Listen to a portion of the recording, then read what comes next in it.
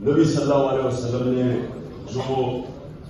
جو کہا آپ بکرا کمیونٹی کے لیے کہ وہ سب سے امپورٹنٹ، انہوں نے جو کہا کہ تمہارے سے پہلے بڑی قومیں تباہ ہوں، جو طاقتور جب جرم کرتا تھا، چوری کرتا تھا، اس کو پکڑتے نہیں تھے اور چھوٹے چوروں کو پکڑ لیتے تھے۔ انہوں نے پھر کہا کہ میری بیٹی بھی اگر جرم کرے گی تو اس کو سزا ملے گی، یعنی قانون کے اوپر کوئی نہیں ہے۔ اب یہ جو آپ ذہن میں ڈال لیں کہ جب تک رول آف لا نہیں ہے ایک ملک آگے نہیں بڑھ سکتا۔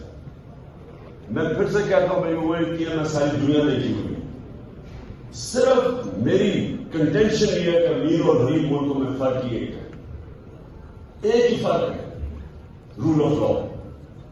جو ملک اپنے طاقتور مجرم کو قانون کے نیچے لے آتا ہے وہ خوشحال ہوتا ہے، اور جو میرے نبی نے 1500 سال پہلے تقریباً کہا تھا کہ جو قوم اپنے طاقتور لوگوں کو قانون کے نیچے نہیں لا سکتی وہ تباہ ہو جاتی ہے۔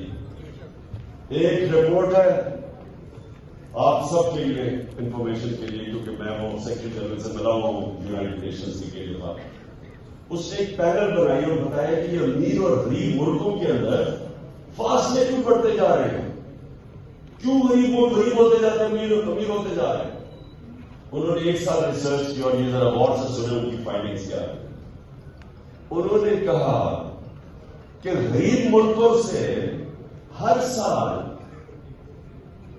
1700 ارب روپیہ ان کی ایلیٹ، ان کے سیاستدان، ان کے وزیر اعظم، ان کے پریزیڈنٹس، ان کے منسٹر چوری کر کے، منی لانڈرنگ کر کے آف شور اکاؤنٹس امیر ملکوں میں بھیجتے ہیں، لندن جیسی جگہوں میں، جس طرح انہوں نے بڑے بڑے گھر دیے ہوئے ہیں اربوں روپے کے۔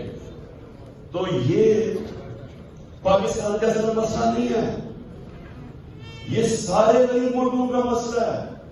وہاں زرداری اور نواز شریف خاندان بیٹھے ہوئے ہیں جو پیسے چوری کر کے باہر لے کے جاتے ہیں اور قانون ان کو نہیں پکڑتا۔ قانون صرف وہ جو چھوٹے چور بھرے ہوئے جنہوں ان کو پکڑتا ہے، جو میرے نبی صلی اللہ علیہ وسلم نے پہلے سے کہہ دیا تھا کہ قوم آگے بڑی تباہی کی طرف جاتی ہے۔